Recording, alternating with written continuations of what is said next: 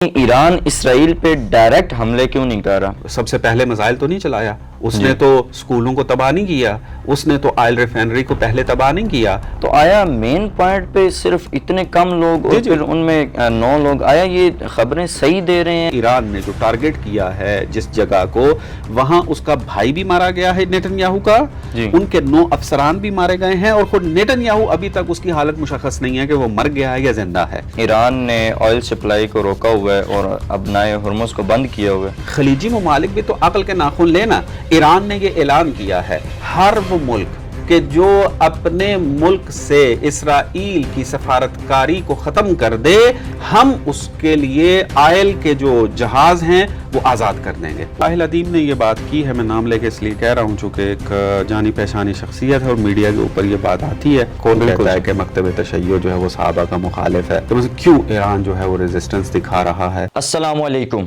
آپ کے سامنے اوور گولز کی طرف سے آپ کا میزبان سید حسن عسکری آپ کی خدمت میں حاضر ہوں. جیسا کہ آپ احباب جانتے ہیں کہ آج دنیا عجیب دور سے گزر رہی ہے، جہاں سیاسی، مذہبی اور فکری سوالات بہت زیادہ اٹھائے جا رہے ہیں.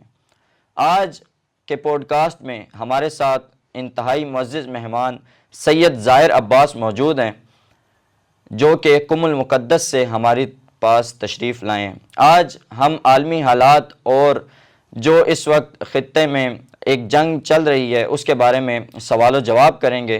السلام علیکم. وعلیکم السلام ورحمۃ اللہ. سب سے پہلا سوال جو آپ سے ہے کہ ابھی جو جنگ چل رہی ہے اس سے مختلف رد عمل سامنے آئے ہیں، تو اس کے بارے میں آپ کیا کہنا چاہیں گے؟ جی، اعوذ باللہ من الشیطان الرجیم، بسم اللہ الرحمن الرحیم. یہ جنگ جو شروع ہوئی ہے اس نے بہت سارے حقائق کو واضح کیا اور بہت سارے اسکول آف تھاٹ جو موجود تھے ان کے اوپر سے بھی نقاب کو ہٹایا ہے. جی بالکل. حق و باطل جس طریقے سے آج اس جنگ کے ذریعے ایک دوسرے سے جدا ہوتا نظر آ رہا ہے، اس طرح پہلے ہمیں تاریخ میں اتنا شفاف، اتنا واضح نظر نہیں آ رہا تھا. کہ ہم دیکھ رہے ہیں کہ جو کوئی بھی کسی بھی اسکول آف تھاٹ سے تعلق رکھنے والا ہے، کسی بھی ملت سے تعلق رکھنے والا ہے، کسی بھی جغرافیے سے تعلق رکھنے والا ہے، کسی بھی مذہب سے اس کا تعلق ہے، تو وہ اس وقت جو ہے وہ ایران کی حمایت کر رہا ہے، اس کی مظلومیت کی گواہی دے رہا ہے، ایران کی حقانیت کے اوپر بات کر رہا ہے کہ اس کے مطالبات حق ہیں. تو یہ ساری چیزیں انتہائی واضح اور روشن ہیں، اور تمام عالمی میڈیا جو ہے اس کے اندر اس کو پیش کیا جا رہا ہے. ساتھ ساتھ ہمیں ایک چیز جو نظر آ رہی ہے وہ یہ کہ بعض افراد ابھی بھی اس سینیریو کو یا سمجھنا نہیں چاہتے یا آپ یوں کہیں گے کہ جاہل ہیں، یعنی ان کو سمجھ نہیں آ رہی ہے. تو مختلف جو رد عمل آئے، مثبت رد عمل تو ہر کوئی دیکھ رہا ہے اور اس میں ہر ایک کو اپریشیٹ کرنا بنتا ہے کہ باوجود اس کے کہ وہ مکتب تشیع سے اختلاف رکھتے ہیں، کوئی بھی اسکول آف تھاٹ ہے، چاہے وہ اہل سنت سے تعلق رکھتے ہوں، چاہے وہ مسیحیت سے تعلق رکھتے ہوں، چاہے وہ یہودیت سے تعلق رکھتے ہوں، چاہے وہ سیکولر ذہنیت کے مالک ہوں، جو بھی اسکول آف تھاٹ ہوں ان کا، وہ ایران کی تائید میں جو ہے وہ بات کر رہے ہیں. یہ مثبت رد عمل ہے. بعض رد عمل جو آ رہے ہیں وہ انتہائی افسوسناک ہیں، اور ہر کوئی اس رد عمل کو جب دیکھ رہا ہے تو اس کے خلاف بول رہا ہے. مثال کے طور پہ بعض تکفیری حضرات جو ہیں وہ منفی رد عمل دکھا رہے ہیں، اور وہ فرقہ وارانہ جو ذہنیت ان کی بنی ہوئی ہے اسی ذہنیت کو مد نظر رکھتے ہوئے وہ پرانی باتوں کو اٹھا کر کے، جو وہ بھی غلط ہیں، پرانی باتیں جو انہوں نے ذہن میں بنائی ہوئی ہیں، اس ایران کی اس کامیابی کو، ایران کی اس استقامت کو، ایران کی اس دلیری کو جو ہے وہ اگنور کرنے کی کوشش کر رہے ہیں. چونکہ جوان آج جو ہے وہ رہبر معظم کی آگاہانہ اور شعور کے ساتھ بھرپور جو شہادت ہوئی ہے، اس کے نتیجے میں جو لوگوں کے دلوں میں ایک نرمی پیدا ہوئی ہے اور ایک شعور آیا ہے اور ایک توجہ ملی ہے، وہ بے نظیر ہے. اب جو فرقہ وارانہ ذہنیت کے لوگ ہیں وہ اب پریشان ہیں کہ مثلاً اگر یہ جوان اسی طریقے سے توجہ کرتے رہے تو پھر ہم نے جو ان کو پڑھایا ہوا تھا کئی سالوں پہلے تو وہ سارا تو دھل جائے گا، ہماری محنت تو ضائع ہو جائے گی. تو اب وہ جوانوں کو دوبارہ گمراہ کرنے کے لیے، لوگوں کو دوبارہ گمراہ کرنے کے لیے پھر وہ فرقہ وارانہ باتیں کر رہے ہیں کہ مثلاً یہ تو شیعہ ہیں، یہ تو صحابہ کو قبول نہیں کرتے ہیں، یہ تو توہین کرتے ہیں. حالانکہ یہ سب غلط ہے. کون کہتا ہے کہ مکتب تشیع جو ہے وہ صحابہ کا مخالف ہے؟ ہاں، وہ صحابہ کے جس کے بارے میں تاریخ خود ثابت کر رہی ہے کہ ان سے غلطیاں ہوئی ہیں. مکتب تشیع فقط اس کو بیان کرتا ہے کہ تاریخ کے اوراق کے اندر نقل ہوا ہے اور عبرت اور درس موجود ہے اس کے اندر، تو اس کو ذکر کرنا ضروری بنتا ہے، تو لے کر آتے ہیں اس کو. نہ کہ تمام صحابہ کو. اکثریت صحابہ جو ہے وہ ہماری جو ہے وہ معتبر شخصیات ہیں. وہ ایک لمبی طولانی بات ہے. اور پھر توہین والی باتیں بھی کرنا، مثلاً تو رہبر معظم تو وہ خود وہ ایسی شخصیت ہیں کہ جنہوں نے ایک ایسا عظیم الشان فتویٰ دیا ہوا ہے کہ اہل سنت کے مقدسات کی توہین کرنا حرام ہے. حرام. تو یہ واضح سی بات ہے. تو لہٰذا یہ لوگ وہی جو جھوٹا پروپیگنڈا پہلے یہ کر رہے تھے اور لوگوں کو گمراہ کیا ہوا تھا کہ امریکہ اور اسرائیل جو ہے وہ اندر سے ملے ہوئے ہیں، لیکن اب دو جنگیں جو ہوئی ہیں، اس دو جنگوں کے اندر ہر جوان، ہر انسان، ہر باشعور انسان کے لیے واضح ہو گیا کہ یہ جو پروپیگنڈا کیا جاتا تھا یہ غلط تھا. یہ ایسا نہیں ہے کہ ملے ہوئے تھے نا، ان کی آپس میں حقیقی جنگ چھڑ رہی تھی، اسلام و کفر کی جنگ چھڑ رہی تھی، حق و باطل کی جو ہے وہ جنگ ان کے اندر چل رہی ہے. اور رہبر معظم نے جو ہے وہ اپنے جان کا نذرانہ پیش کر کے اس پہ مہر ثبت کی ہے کہ ہماری حقیقی جنگ ہے، اسلام و کفر کی جنگ ہے، حق و باطل کی جنگ ہے. لہٰذا ان کا یہ جھوٹا پروپیگنڈا بھی یہ بے نقاب ہو گیا ہے. اب یہ نئے جھوٹ جو ہے نا وہ دوبارہ گھڑ کر لوگوں کو دوبارہ گمراہ کرنے کی کوشش کر رہے ہیں. ہمارے جوان انشاءاللہ اس کی طرف جو ہیں وہ ناظر ہیں اور توجہ رکھتے ہیں اس کی طرف کہ ہاں دوبارہ ان کے پروپیگنڈے میں نہیں آنا. ان کو جو ہے وہ ان کی اوقات یاد دلائیں، یعنی کہ ان کے جھوٹ کو بے نقاب کریں، ان کے پروپیگنڈے کو جو ہے وہ بے نقاب کریں. آہستہ آہستہ آپ کو حقیقت مزید واضح ہوتی ہوئی جو ہے وہ نظر آ جائے گی. مثلا اس طریقے سے ایک بہت افسوسناک رد عمل ہے، اور امید ہے خدا کرے، ہماری تو دعا ہے کہ ان کی آنکھیں کھلیں کہ دشمن جو ہے وہ ہر وہ انسان کے جو اپنے آپ کو مسلمان کہہ رہا ہے اس کو ختم کرنے کے در پہ ہے. اور ہمارے درمیان اس قسم کے گروہ موجود ہیں کہ جن کے سروں پر مزائل گر رہے ہیں، جن کے گھر تباہ ہو رہے ہیں اور بعضوں کے گھر تباہ ہونے کے قریب ہیں، آپس میں جو ہے وہ دست و گریباں ہو رہے ہیں کہ مثلا ہم جو ہیں وہ تمہیں قبول نہیں کرتے، تمہیں قبول، ہم تمہیں شہید نہیں کہیں گے، ہم تمہیں مسلمان نہیں کہیں گے. مثلا اس طرح کی جنگ جو ہے وہ عجیب قسم کی ابھی تک جو چھڑی ہوئی ہے، اور دیکھ رہے ہیں کہ آسمانوں میں جو ہے وہ مزائل گر رہے ہیں. کچھ کے گھر تباہ ہو گئے، کچھ کے انتظار میں ہیں، اور آہستہ آہستہ جو ہے وہ اس طرف آنے والے ہیں. تو بہرحال دعا ہے خدا سے کہ خدا ان جیسے لوگوں کو جن کی آنکھوں پر پٹی بندھی ہوئی ہے، ان کی پٹیوں کو ہٹائے اور باشعور بنائے. ان کو ایک مشترکہ دشمن کے خلاف صف آرا ہونے کے لیے ان کو شعور دے کہ اختلافات کے باوجود کس طریقے سے ایک مشترک دشمن کے خلاف کھڑا ہوا جا سکتا ہے، یہ بصیرت عنایت کریں ان لوگوں کو. تو ایک یہ رد عمل تھا کہ جو عجیب و غریب طریقے سے ایک چل رہا ہے. الحمدللہ ابھی بھی ہمارے جوان اس پروپیگنڈے کو جو ہے وہ ناکام کر رہے ہیں. وہ اہل سنت سے مربوط ہیں، ہمارے تشیع سے بھی مربوط ہیں، ایک اچھے طریقے سے میڈیا وار کے اندر ان کو شکست دے رہے ہیں. اور پھر ایک اور پروپیگنڈا جو ہے وہ کیا جا رہا ہے اس طریقے سے. بعض مثلا آپ کہہ لیں کہ جو سیکولر ذہنیت کے مالک ہیں یا لبرل ذہنیت کے مالک ہیں کہ جن کو اس قسم کی کوئی سوچ نہیں ہے، وہ فقط اپنی دنیا کی عیاشی کے اندر مبتلا ہیں، تو بجائے اس کے کہ وہ امریکہ اور اسرائیل کی مذمت کریں کہ یہ آ کر ہزاروں کلومیٹر دور سے نکل کر آ کے ایک مضبوط قوم کو مظلومانہ انداز میں جو ہے شہید کر رہے ہیں اور ان کے انفراسٹرکچر کو جو ہے وہ ختم کر رہے ہیں، بجائے ان کے کہ ان کی مذمت کی جائے، اپنے دنیاوی مفاد کو خطرے میں دیکھتے ہوئے خود ایران کو بلیم کرنے میں لگے ہوئے ہیں کہ مثلا کیوں ایران جو ہے وہ ریزسٹنس دکھا رہا ہے، کیوں ایران جو ہے وہ مثلا جو ہے وہ ابنائے ہرمز کو بند کر رہا ہے، کیوں ایران جو ہے وہ مثلا بعض خلیجی ممالک کے اندر جو ہے وہ حملے کر رہا ہے. مثلا اس طرح کے رد عمل جو ہیں وہ آ رہے ہیں. کیونکہ ان کا جو بزنس ہے وہ خطرے میں چلا گیا ہے، ان کے جو مفاد ہیں وہ خطرے میں چلے گئے ہیں. بھائی اگر آپ کو مذمت کرنی ہے، مذمت ادھر سے بنتی ہے کہ بھئی اسرائیل کی مذمت کرو، کہ بھئی تمہیں کیا پڑی ایران کے اوپر حملہ کرنے کی. چلیں اسرائیل اور امریکہ تو کافی عرصے سے دستوں کے رباں ہیں، امریکہ کو مذمت کرنا بنتی ہے یا نہیں بنتی ہے؟ کہ وہ تو اصلاً اس جنگ کے اندر جو ہے وہ تو استعمال ہوا ہے. اب تو عالمی میڈیا جو ہے وہ اس کو بیان کر رہا ہے کس طریقے سے یہ پھنس گئے ہیں اس جنگ کے اندر، اور امریکہ اس سے نکلنا چاہ رہا ہے لیکن نکل نہیں پا رہا ہے. تو یہ اب اتنے ہزار کلومیٹر میں آ کے فقط ایران کے اوپر چڑھ دوڑا ہے، اور عوام پورے ملکوں کو، تمام انٹلیکچوئل لوگوں کو، تمام انسانیت کو جو ہے وہ ان دو کی مذمت کرنی ہے، نہ کہ ایران کے. وہ تو اپنا دفاع کر رہا ہے، اس نے سب سے پہلے میزائل تو نہیں چلایا، اس نے تو سکولوں کو تباہ نہیں کیا، اس نے تو آئل ریفائنری کو پہلے تباہ نہیں کیا، اس نے تو بلڈنگوں کو جو ہے وہ تباہ نہیں کیا، اس نے تو عوام کے اوپر میزائل نہیں چلائے تھے. پہلے وہ لوگ آئے ہیں، 170 بچیوں کو شہید کر دیا، سپریم لیڈر کو جو ہے وہ شہید کر دیا. اب عوام کو 2000 کے قریب شہادتیں ہو گئی ہیں، بلکہ شاید زیادہ ہو چکی ہوں اب تک.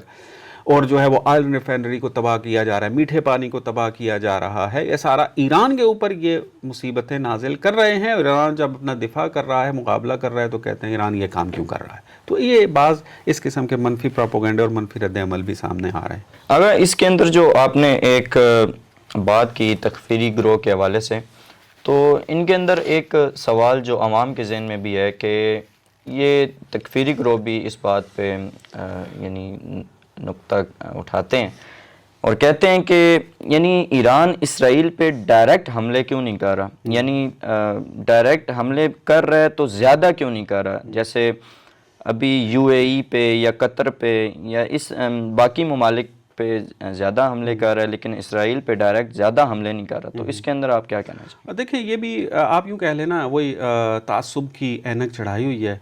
سوشل میڈیا کے اس پروپیگنڈا وار کے اندر مبتلا ہو جاتے ہیں یہ، اور ان کو حقیقت سمجھ میں نہیں آتی ہے. پہلی بات تو یہ ہے کہ جب پہلی دفعہ انہوں نے یہ بات کرنا شروع کی کہ کیوں خلیجی ممالک کو مار رہے ہیں، کیوں اسرائیل کو جو ہے وہ نشانہ نہیں بنایا جا رہا، تو اس وقت وہ ڈائریکٹ اسرائیل کو نشانہ بنا رہا تھا.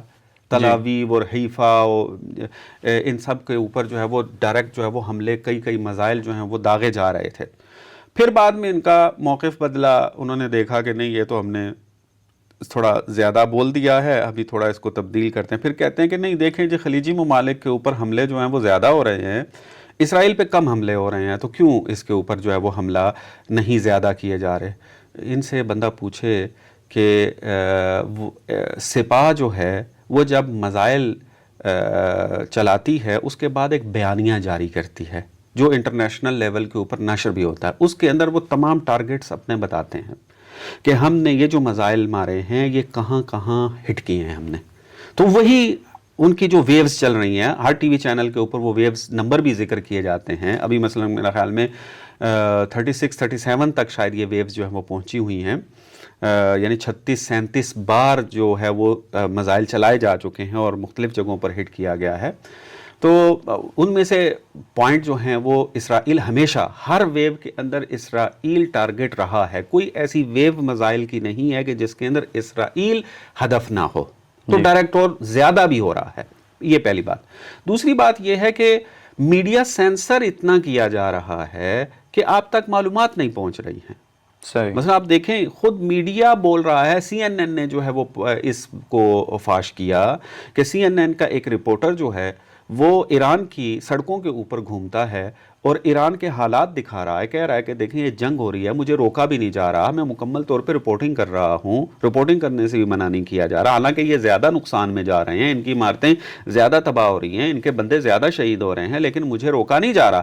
لیکن یہی رویہ آپ جو ہے وہ اسرائیل میں نہیں دیکھتے ہیں. وہی سی این این کا رپورٹر جو ہے وہ کہہ رہا ہے کہ اسرائیل کے اندر اس طرح کی آزادی جو ہے وہ نہیں ہے. تو جب آپ کو میڈیا کے اندر اتنی سینسرشپ مل رہی ہو کہ اسرائیل کی تباہی کو وہ فلمایا نہ جا رہا ہو، یہ جو فلمیں بنی ہیں اس کو باہر نہ بھیجا جا رہا ہو اور اس کی پابندی لگائی جا رہی ہو، تو معلومات کی کمی ہے آپ کی. ورنہ تباہی جتنی اسرائیل کے اندر ہو رہی ہے، اگر وہ میڈیا کو کھول دیں تو آپ کو پتہ چل جائے گا کتنی تباہی ہوئی ہے. اس کی چند مثالیں اگر آپ کو دے دیا، مثلا انہوں نے بیت الشمس کے اوپر جو حملہ کیا، آپ ذرا بیت الشمس کو چیک کریں کہ اتنا اسٹریٹجک پوائنٹ ہے وہ ان کا.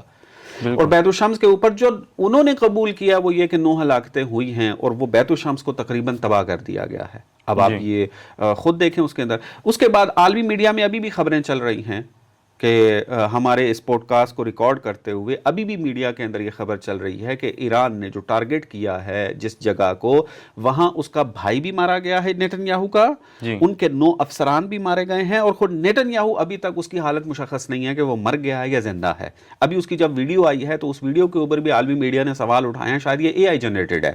بالکل. بہرحال اس کی حالت جو ہے وہ مبہم ہے. تو اب دیکھیں کتنا بڑا ٹارگٹ جو ہے وہ بنایا ہے کہ نیتن یاہو کو جو ہے وہ حملے کے اندر جو اس کے اوپر حملہ کیا گیا ہے. اب 5 دن سے اس کے سوشل میڈیا اکاؤنٹ کے اوپر کسی قسم کی بھی جو ہے پوسٹ نہیں آ رہی ہے. تو اس کا مطلب ہے کہ حملے اتنے شدید ہو رہے ہیں کہ نیتن یاہو اگر بالفرض مان بھی لیا جائے کہ وہ زندہ ہے, کہ نہیں معلوم حقیقت کیا ہے, زندہ ہے, تو حملے اتنے شدید ہو رہے ہیں کہ وہ کیمرے کے سامنے آ نہیں پا رہا.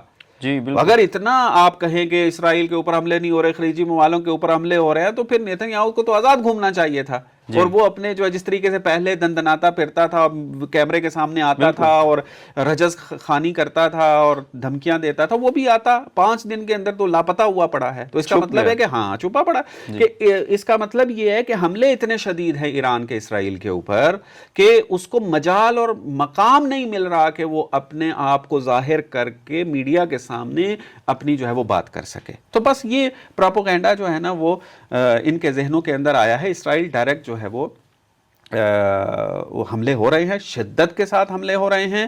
جس طرح انہوں نے ایران کی آئل ریفائنری کو جو ہے تباہ کیا تہران کے اندر, تو انہوں نے جواب میں فوراً حیفا کی آئل ریفائنری کے اوپر حملہ کیا ہے.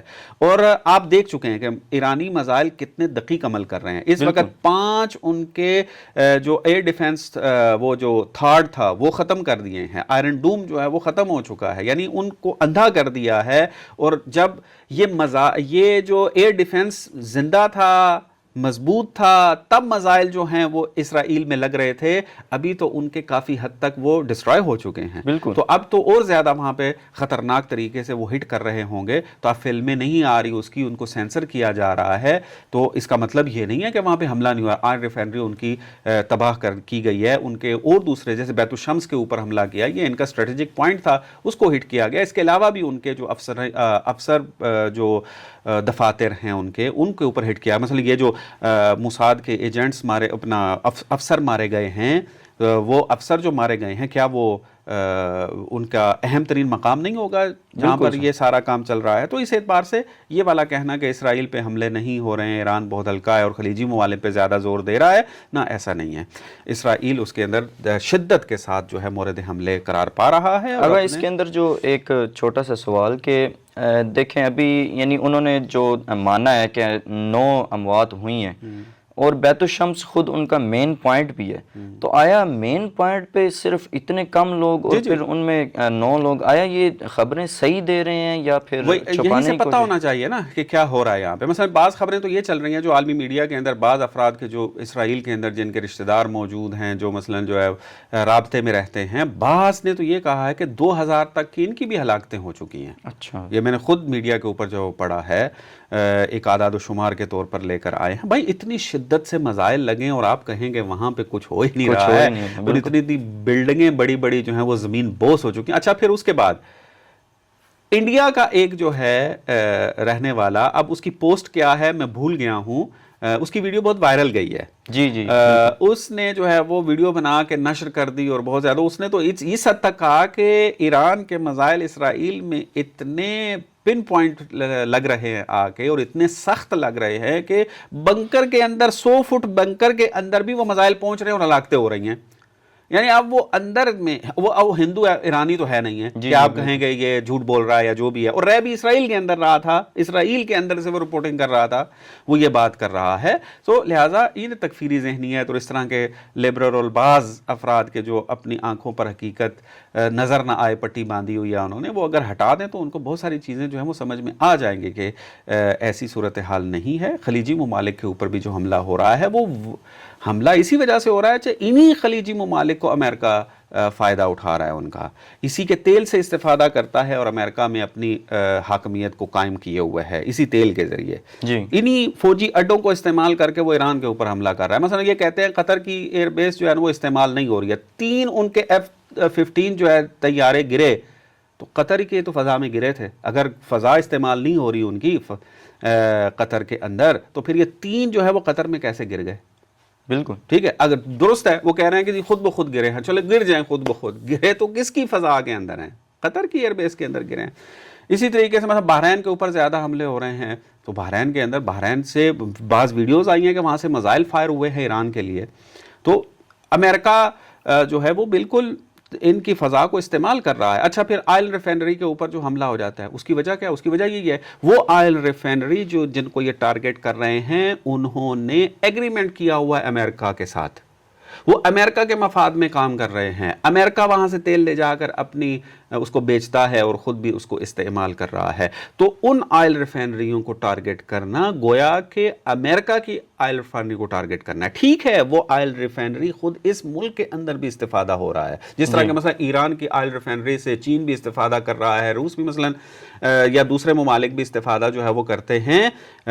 یہ صورتحال چلتی ہے آگے، لیکن اب ایران کی جو ہے وہ آئل ریفائنری کو تباہ کر رہے ہیں تو ایرانی لوگوں کے اوپر اثر پڑ رہا ہے کیونکہ انہی کی آئل ریفائنری ہے یہ. اسی طرح بحرین کے آئل ریفائنری میں خود بحرین کے لوگوں پر اثر پڑے گا، لیکن نقصان کس کو پہنچا رہے ہیں؟ نقصان اس امریکہ کو، یعنی امریکہ کو نقصان پہنچے گا تو یہ جنگ بند ہوگی اور امریکہ کو عقل آئے گی کہ ایسے ہی منہ اٹھا کر کسی کے اوپر حملہ کرنے سے پہلے وہ 1000 مرتبہ سوچے کہ ایسے نہیں منہ اٹھا کے چلے آنا اور ہر کسی کو وینزویلا سمجھ جائے، ہر کسی کو لیبیا سمجھ جائے اور پھر حملہ آ کر دے اور اپنے مفادات کے اوپر کام کر دے. نہ، تمہیں وہی چوٹ پہنچے گی جو تم ایرانیوں کو پہنچا رہے ہو. ایران کا اقتصاد ختم کرنا چاہ رہے ہو، تمہارا اقتصاد خلیجی ممالک کے اندر ہے تو اسی اقتصاد کو ختم کریں گے.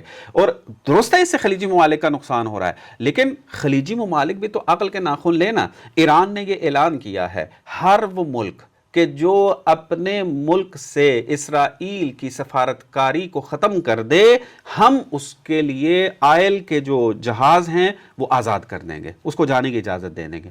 خوب اگر آپ سچے ہیں کہ ہمارا ان سے کوئی تعلق نہیں ہے اور ہم جو ہے ان کے ظلم کے اندر شریک نہیں ہیں تو آپ مان لیں ان کی بات.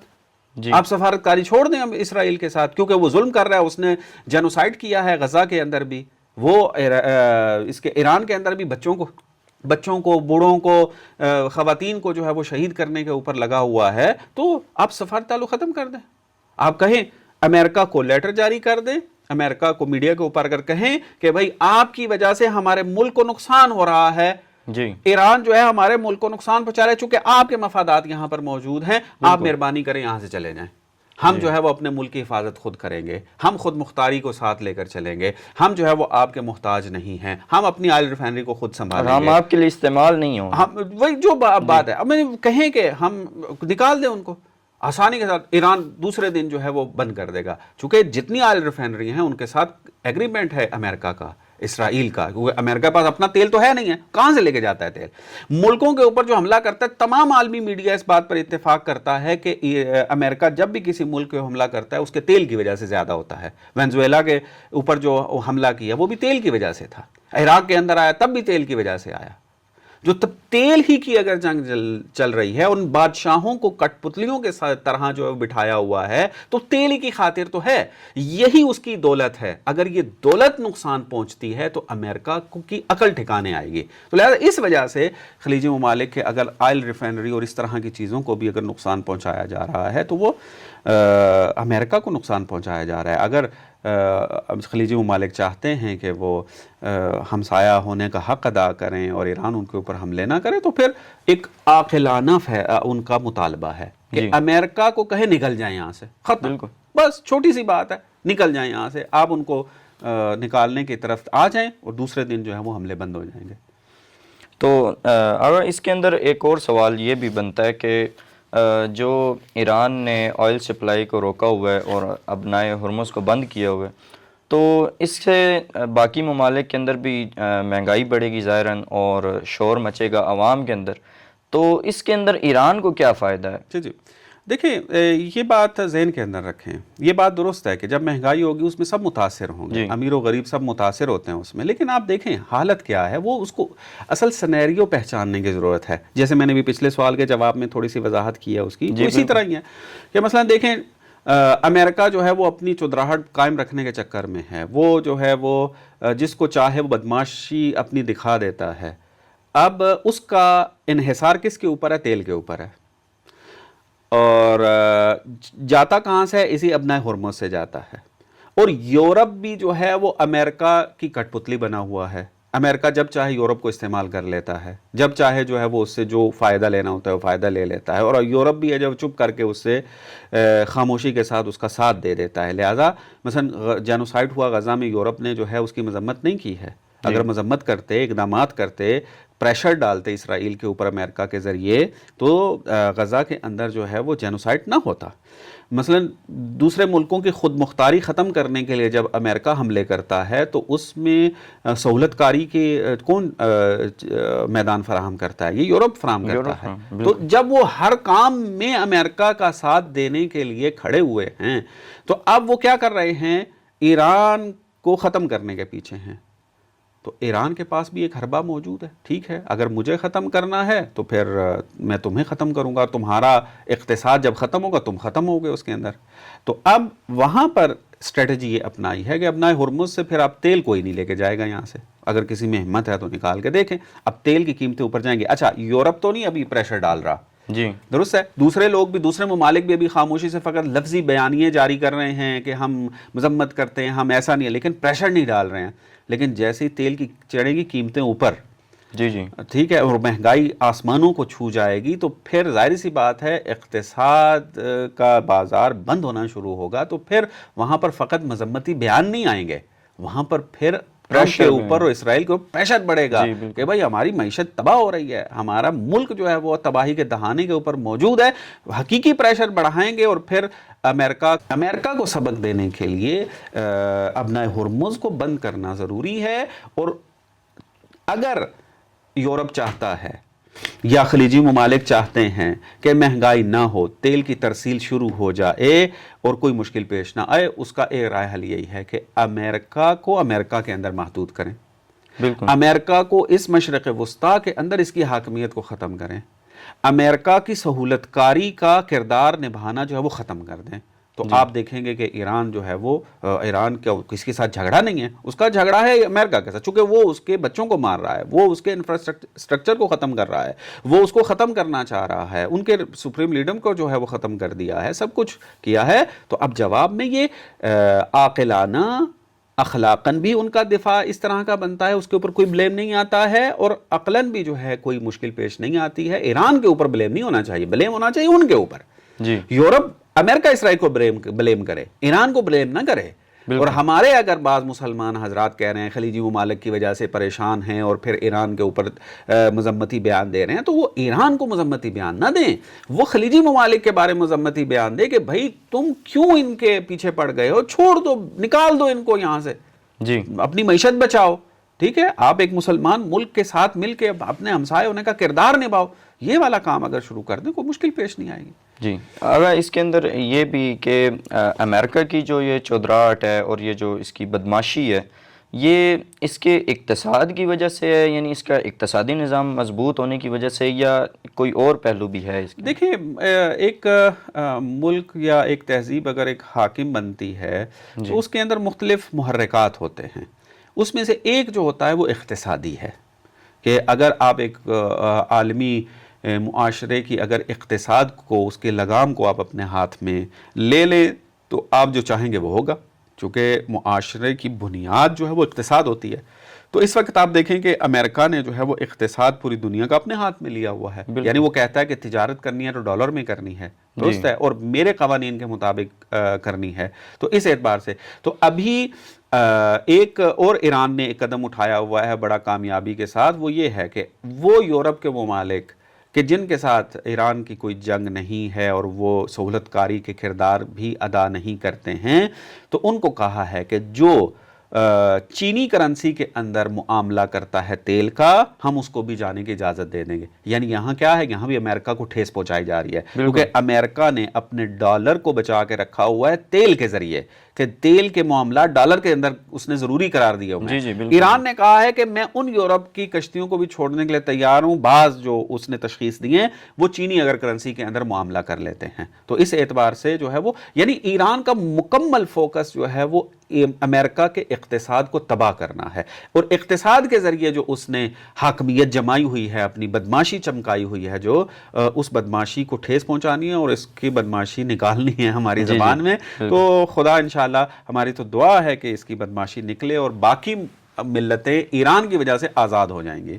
جی، اگر اس کے اندر بعض لوگوں کا یہ بھی رد عمل آیا ہے کہ جو ایران یہ جو جنگ کر رہا ہے یہ قومیت کی بنیاد پہ، نیشنلزم کی بنیاد پہ کر رہا ہے، اس کے اندر یعنی کوئی اسلام کا تعلق نہیں ہے. تو اس کے اندر چونکہ ایران کے اندر ولایت فقیہ کا نظریہ ہے، تو اس کے اندر آیا ولایت فقیہ قومیت کی بنیاد پہ ہے یا اسلامی اصولوں کے مطابق؟ دیکھیں، یہ بندہ ساحل ادیم نے یہ بات کی ہے، میں نام لے کے اس لیے کہہ رہا ہوں چونکہ ایک جانی پہچانی شخصیت ہے اور میڈیا کے اوپر یہ بات آتی ہے، اور اگر مثلا یہ بات ہماری اگر کٹ کر میڈیا پہ آتی ہے تو ایک جواب کی صورت میں ان تک جو ہے وہ پہنچ جائے گی. وہ ولایت فقیہ کے نظام کو نہ سمجھنے کی وجہ سے کہہ رہے ہیں. مثلا وہ بعض رہبر کی ان تقریروں کو بیس بنا رہے ہیں کہ جس میں رہبر جو ہیں وہ ایرانی قوم کو ایرانی اعتبار سے ان کو مورد خطاب قرار دے رہے ہیں. جی، تو وہ کہہ رہے، دیکھا یہ کہہ رہے ہیں ایرانی یعنی فارس، یعنی اس کا مطلب یہاں نیشنلزم یعنی قومیت کی بنیاد پہ کام کر رہے ہیں. لیکن آپ یہ نہیں دیکھتے ہیں کہ ولایت فقیہ کی بنیاد کیا ہے. ولایت فقیہ ہمارا ایک اسلامی پولیٹیکل سسٹم ہے. ولایت فقیہ، جی، ہم مکتب تشیع اس بات کا اعتقاد رکھتے ہیں کہ دین اسلام ایک جامع دین ہے اور اس نے سیاست کی دنیا میں بھی اپنی رہنمائی بیان کی ہے ہمارے لیے. اور وہ سیاسی رہنمائی کیا ہے؟ مثلا اگر نبی موجود ہے تو وہ اسلامی حکومت قائم کرے گا. جیسے پیغمبر ختمی مرتبت نے جو ہے وہ مدینہ کے اندر اپنی حکومت کو قائم کیا اسلامی، اور اس کے خد و خال واضح کی ہے ہمارے لیے. اور مکتب تشیع قائل ہے کہ یہ اسلامی حکومت کا تسلسل جو پیغمبر نے جاری کیا تھا مدینہ میں، یہ پھر بعد میں امامت کی شکل میں جاری رہنا تھا، لیکن پھر یہ بادشاہیت میں بدل گیا. اس کی وجوہات کیا ہیں؟ وہی لوگ ہیں کہ جو تاریخ نے نقل کیا، اور ہم اگر اس کی بات کرتے ہیں تو یہ کہتے ہیں صحابہ کے دشمن ہیں. حالانکہ وہ تاریخ کے حقائق ہیں کہ جو وہاں پر بیان ہوئے ہیں، اور انہوں نے جو امت کا جو ٹریک تھا، جو سیدھا چل رہا تھا، اس کو بدل دیا اور اس کو ملوکیت کی طرف لے کر گئے، اور خلافت سے جو اہل سنت کا ایک نظریہ تھا اس سے نکال دیا اس کو. تو ہمارا نظریہ یہ ہے کہ امامت کا ایک نظریہ جو ہے وہ جس طریقے سے ہمارے لیے ایک امامت وجودی فضائل رکھتی ہے امام کے لیے، اس طرح وہ ایک سیاسی سسٹم بھی ہے. معاشرے کی لگام، معاشرے کی باغ دوڑ اور سیاسی سسٹم جو ہے اس کا نام ہے امامت پیغمبر کے بعد. اور امام کی غیبت کے اندر جو ہمارا فلسفہ سیاسی ہے، فلسفی آف پولیٹیکل سائنس جو ہے، اس کے اندر جو نظریہ ہمارا ہے وہ کیا ہے؟ وہ ولایت فقیہ کا ہے. یعنی جب امام معصوم موجود نہیں ہے تو اس کی غیر موجودگی کے اندر معاشرے کی جو بھاگ دوڑ ہے، لگام جو ہے سیاسی طور پر، وہ فقیہ ہے عادل بابصیرت اور شجاع اس کے ہاتھ میں ہوگی، جامع شرائط کے ہاتھ میں ہوگی. یہ چلائے گا اسلامی نظام کو، اسلامی سسٹم کو امپلیمنٹ کرے گا معاشرے کے اندر. تو یہ ولایت فقیہ کا نظام اسلامی نظام ہے.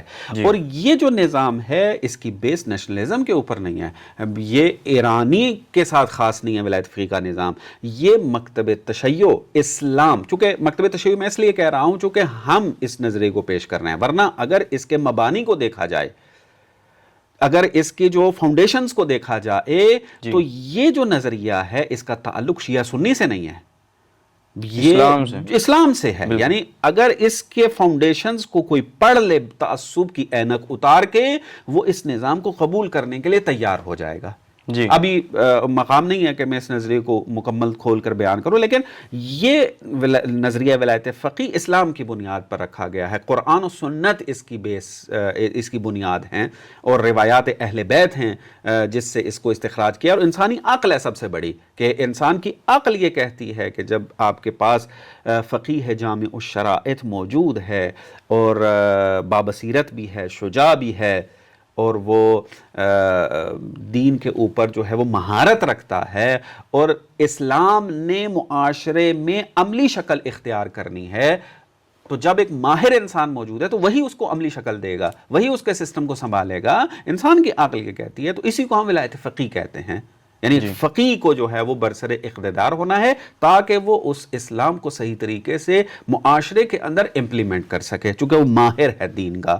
تو اب یہ شیعہ سنی کے ساتھ خاص نہیں ہے، جی سنی بھی جو اسلامی حکومت کے قائل ہیں تو وہ بھی قائل ہیں اس بات کے کہ ایک ماہر اسلام جو ہے وہ اسلام کو امپلیمنٹ کرے آ کر۔ تو اگر یہ ولایت فقیہ کے نظام کو صحیح طریقے سے سمجھ جائیں تو وہاں پہ شیعہ سنی کی بات نہیں رہتی، اسلام کی بات ہوتی ہے۔ تو ہم ولایت فقیہ کا نظریہ رکھتے ہیں جو اسلامی بنیادوں کے اوپر ہے، اور امام خمینی رحمۃ اللہ علیہ نے اس نظریے کو جو ہے امپلیمنٹ کیا ایران کے اندر، رہبر معظم اسی کے تسلسل کو لے کر چل رہے ہیں۔ تو قومیت کی بات تو آتی نہیں ہے، قومیت کی بات اگر تب آتی کہ آپ کہیں ولایت فقیہ کا نظریہ خاص ہے ایرانیوں کے ساتھ، اور پھر اس ایرانی حکومت کو ایکسپینڈ کرنا ہے، اس کو آگے لے کر جانا ہے، نا ایسا نہیں ہے۔ نظریہ ولایت فقیہ ہے، اس نظریے کو امپلیمنٹ ہر کوئی اپنی حدود کے اندر اس کو رکھ سکتا ہے۔ پاکستانی اگر فرض کریں اس کو سمجھ جاتے ہیں بات کو تو اگر امپلیمنٹ کرنا چاہیں تو کر سکتے ہیں، اس کو اپنی حدود میں رہ کے، اپنا ولی فقیہ ہو ان کا، اپنا مثلا جو ہے سسٹم ہو ان کا، اسی طرح عراق کے اندر اپنا ولی فقیہ کے ساتھ ایک سسٹم جو ہے وہ چلا سکتے ہیں۔ یہ ایک اسلامی سسٹم ہے، لہٰذا ولایت فقیہ کے نظام کو صحیح طریقے سے نہ سمجھنا جو ہے وہ اس بات کا موجب بنا ہے کہ ساحل ادیم جیسا بندہ یہ کہتا ہے کہ نہ وہ تو قومیت کی بنیاد پر جو ہے وہ جنگ لڑ رہے ہیں، اسلام کی بنیاد پر نہیں، نہ قومیت کی بنیاد پر اگر جنگ لڑ رہے ہوتے نا تو غزہ والوں کی حمایت نہ کرتے، بالکل کبھی ان پتھر سے ٹینکوں کو مارنے والے لوگوں کے ہاتھ میں جو ہے وہ جدید اسلحہ نہ دیتے، کبھی ان کمزور لوگوں کے مزائل ٹیکنالوجی ان تک نہ پہنچاتے، کبھی ان کو اتنی دقیق سرنگیں بنانے کی مہارتیں نہ سکھاتے کہ آج تک اسرائیل اتنی جدید ٹیکنالوجی کے ذریعے بھی ان سرنگوں کا مکمل طور پہ خاتمہ نہیں کر سکا ہے۔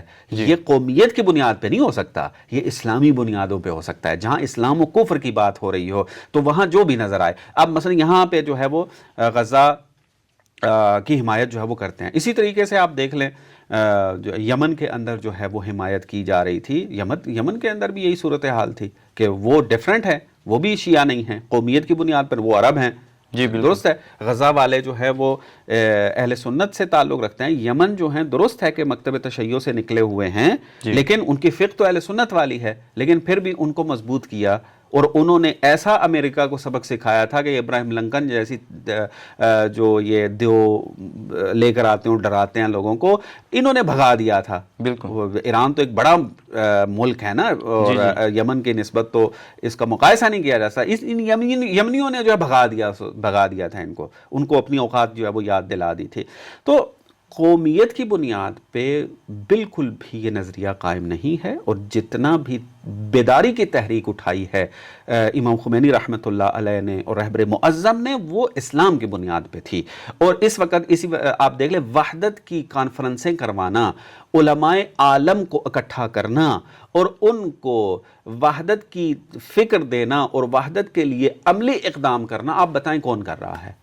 اگر یہ قومیت کے بنیاد پہ ہوتا تو آپ کو یہ ایکٹیویٹیز نظر نہ آ رہی ہوتی۔ لیکن دوسری اچھا، پھر رہبر معظم ایران اور فارس کی بات کیوں کرتے ہیں؟ اس کی وجہ یہ ہے کہ ایران بالآخر ایک بارڈر رکھتا ہے، ایران وہ ایرانی قوم ہے، ایک وہ اپنی قوم سے ڈائریکٹ مخاطب ہیں، جی، ایک لیڈر ہونے کے اعتبار سے بالآخر وہ اسلام کی بنیاد پر ایک تحریک لے کر چل رہے ہیں، تو اس کے اندر ایک جو ان کی آئیڈینٹی ہے، درست ہے اس میں ایک امت مسلمہ ہونا آئیڈینٹی ہے جو کہ اصل آئیڈینٹی ہے، لیکن گراؤنڈ ریئلٹی کے اندر ایک آئیڈینٹی جو بنی ہوئی ہے وہ کیا ہے؟ یہ بارڈر والی ہے، ایران ہونا، ایرانی ہونا۔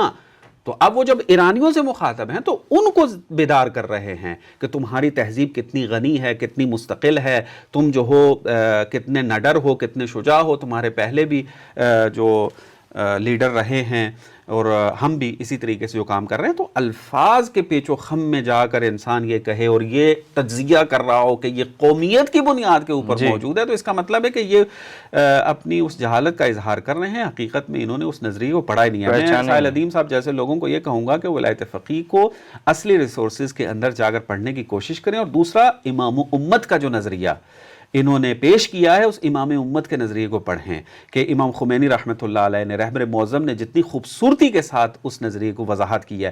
اگر پاکستان کے اندر گوگل میں سرچ کرتے ہوئے نظریہ امام امت سرچ نہ ہو تو وہ ایک آئی پی خریدیں ایران کی، کہ جو آپ کے موبائل کو اور آپ کے کمپیوٹر کو ایرانی اس کی لوکیشن بنا کر دے دیں، اور پھر آپ گوگل میں سرچ کریں امام امت کے نظریے کو اور ولایت فقیہ کے نظریے کو، تو آپ کو پتہ چلے گا کہ یہ جو جدوجہد چل رہی ہے، یہ جو نہضت چل رہی ہے، یہ جو تحریک چل رہی ہے، یہ قومیت کی بنیاد پہ یا اسلام کی بنیاد پہ واضح ہو جائے گا. جی آخری سوال جو آپ سے ہے وہ یہ ہے کہ جیسا کہ ابھی رہبر معظم کے بعد ان کے فرزند آیت اللہ سید مجتبیٰ خامنائی کو سپریم لیڈر بنایا گیا ہے، تو اس کے اندر بعض لوگوں کا یہ سوال ہے کہ آیا یہ موروثی اعتبار سے ہے یا انہی تمام معیارات کو سامنے رکھتے ہوئے ان کو انتخاب کیا گیا؟ دیکھیں، موروثی ہونا تو تب بنتا ہے نا کہ جب نامینیٹ کرتے اس کو. مثلا موروثی کسے کہتے ہیں؟ مثلا مثال کے طور پہ امام خمینی رحمۃ اللہ علیہ وہ نامینیٹ کر جاتے ہیں کہ میرے بعد جو ہے نا وہ رہبر معظم ہوں گے، مثلا سید علی خامنائی ہوں گے، اور سید علی خامنائی جو ہے اپنی زندگی کے اندر نامینیٹ کر دیں کہ مثلا میرے بعد میرا بیٹا فلانا جو ہے نا وہ ولی فقیہ ہوگا. یہ موروثی کی ایک پہچان ہوتی ہے. لیکن ہم یہاں دیکھتے ہیں کہ امام خمینی رحمۃ اللہ علیہ کے جانے کے بعد علماء جو ایکسپرٹ کونسل ہے، جو خبرگان جسے ہم کہتے ہیں، خبرگان رہبری، وہ امام خمینی کے بعد بھی اجلاس کرتے ہیں اور رہبر معظم کو معیارات کے مطابق جو ہے وہ منتخب کرتے ہیں کہ اس کی ویڈیو سوشل میڈیا پہ وائرل ہے، اس کو سب نے دیکھا ہوا ہے. اور اگر یہ مجتبیٰ خامنائی کی جو رہبریت ہے وہ موروثی ہوتی تو پھر امریکہ جو ہے وہ خبرگان کی میٹنگ کی جگہوں کے اوپر بمباری کیوں کر رہا تھا؟ یعنی موروثی میں تو نامینیٹ ہوتا ہے نا، کہ نام دے دیا مجتبیٰ خامنائی نہیں بننا ہے، وہاں پر پھر میٹنگ کے تو کوئی نتیجہ نہیں بنتا نا، کوئی معنی نہیں بنتا کہ میٹنگ کریں وہاں پر. لیکن میں اپنے فیملی کے ساتھ جو ہے وہ رابطے میں تھا، تو وہ بتا رہے تھے کہ مثلا ایک ہی دن کے اندر 3 جگہ کے اوپر انہوں نے ہٹ کیا. کیوں؟ کیونکہ ان دنوں کے اندر جو ہے خبرگان کی میٹنگ متوقع تھی اور انہوں نے ولی فقیہ چننا تھا. اور اسرائیل اور امریکہ دونوں نے جو ہے یہ دھمکی دی ہوئی تھی کہ ہم جو ہے ان کو ہٹ کریں گے اور نئے ولی فقیہ بننے نہیں دیں گے تمہیں. تو اب اگر یہ موروثی ہوتا تو پھر یہ دھمکیاں کیا معنی رکھتی ہیں، وہ میٹنگ کیا معنی رکھتی ہے، پھر وہ 3 جگہ جو آپ نے قم میں ایک دن کے اندر ہٹ کی ہیں اور عمارتوں کو تباہ کیا ہے، اس کا کیا معنی بنتا ہے؟ تو موروثیت میں تو پھر یہ ساری چیزیں آتی نہیں ہیں. موروثیت میں تو یہ ہے کہ بن گیا ٹھیک ہے. تو یہ سارا عمل اس بات کو بتا رہا ہے کہ دشمن کو بھی پتا ہے، امریکہ اور اسرائیل کو بھی پتا ہے کہ ولی فقیہ کا انتخاب موروثی نہیں ہوتا ایران میں، ورنہ وہ اتنا پریشان نہیں ہوتا. یعنی پہلے سے ہی اس کو پتا ہوتا کہ کس نے کرنا. ہاں بعض علامتیں ان کو پتا تھی، اس کی وجہ سے وہ کہہ رہے تھے کہ مثلا یہ نہیں بننا چاہیے، یہ نہیں بننا چاہیے. اچھا دوسری بات یہ موروثی پس نہیں ہے. دوسری بات یہ میں خود میرا نظریہ یہ تھا کہ رہبر معظم کی اولاد میں سے کوئی بھی ولی فقیہ نہیں بنے گا. اس کی وجہ یہ کیا ہے؟ خود رہبر معظم کی تربیت. جس طرح امام خمینی رحمۃ اللہ علیہ نے اپنے بیٹوں کو سیاست سے دور رکھا، اسی طریقے سے رہبر معظم نے سختی کے ساتھ اپنی اولاد کو منع کیا ہوا تھا کہ آپ نے سیاست اور اقتصاد، بزنس کے اندر، بزنس اور سیاست میں آپ نے حصہ نہیں لینا. سختی سے منع تھا. اسی وجہ سے آپ دیکھیں مجتبیٰ خامنائی کی چند تصویروں کے علاوہ تصویر نہیں ملتی ہے. ان کے باقی بیٹوں کی اور ان کی باقی بیٹیوں کی جو ہے کوئی آپ کو حالات زندگی پہ زیادہ تفصیلات بھی نہیں ملتی ہیں. کوئی ایک انٹرویو آپ کو نہیں ملتا، کوئی ایک جو ہے آپ کو ریکارڈڈ ویڈیو نہیں ملتی ہے، کوئی ایک مثلا ریٹن کوئی چیز آپ کو نہیں ملتی ہے. مثلا حتیٰ ہمسائے بھی بعض اوقات جو ہیں وہ لا علمی کا اظہار کر رہے ہوتے ہیں، یا ہم اتنے عرصے سے ان کے ساتھ رہ رہے ہیں ہمیں پتہ نہیں ہے کہ رہبر کے بیٹے ہیں یا کیا تھا. اس طرح سے صورت گمنامی میں رکھا تھا. اور مجتبیٰ خامنائی اپنے معیار پر ولی فقیہ بنے ہیں اور 88 جو خبرگان کے افراد تھے، ان میں سے جو خبر ملی ہے ہمیں وہ یہ کہ 90% لوگوں نے، جو علماء خبرگان تھے، انہوں نے مجتبیٰ خامنہ ای کے حق میں ووٹ دیا ہے، اتفاق رائے کی ہے، اور وہی خصوصیات کے جو پہلے سے طے شدہ ہیں قانون کے اندر، کہ وہ فقیہ ہونا چاہیے، مجتہد ہو، اس کے بعد بابصیرت ہو، شجاع ہو، باتقوی ہو. یہ ساری صفات جب دیکھی تو مجتبیٰ خامنہ ای کے اندر جو ہیں وہ فٹ بیٹھتی تھی. اور دوسرا یہ میں یہ کہوں گا کہ شاید اب حالات اگر اس طرح ہوتے تو ممکن ہے کہ مجتبیٰ خامنہ ای اگر خبرگان ان کو قبول کر بھی لیتے تو مجتبیٰ خامنہ ای ولایت فقیہ کی سیٹ پر نہ بیٹھتے. لیکن اس ٹرمپ نے جو ہے، اس کی بے وقوفیوں نے جو ہے وہ مجتبیٰ خامنہ ای کو جو ہے وہ ولی فقیہ کی سیٹ پر بٹھایا ہے، اور انقلاب کو صحیح ہاتھوں میں پہنچا دیا ہے کہ جو اب اس کو بہترین طریقے سے آگے لے کر چلے گا. یعنی ہم پریشان ہوا کرتے تھے، بعض اوقات سوال کرتے تھے رہبر معظم کے بعد کون ہوگا کہ جو اس کو اسی طریقے سے جیسے رہبر معظم انقلاب کو آگے لے کر بڑھ رہے ہیں کیسے لے کر چلیں گے. تو مجتبیٰ خامنہ ای کے آنے کے بعد ہمارا وہ جو پریشانی وہ حل ہو گئی ہے، پتہ چل گیا، ساری چیزیں جو ہیں وہ سامنے آ گئی ہیں کہ کس طریقے سے ایک شر سے ایک خیر کثیر نکلتی ہے. وہ ہم نے اپنی آنکھوں سے جو ہے وہ دیکھا ہے اس کو. بہت شکریہ آغا. تو ناظرین، آج کے اس پوڈ کاسٹ میں ہم نے عالمی حالات کے تناظر میں ولایت فقیہ کو جاننے کی اور سمجھنے کی کوشش کی، اور آئندہ بھی پروگرامز میں ہم جاننے کی کوشش کریں گے. تب تک کے لیے اجازت دیجیے. السلام علیکم ورحمۃ اللہ وبرکاتہ.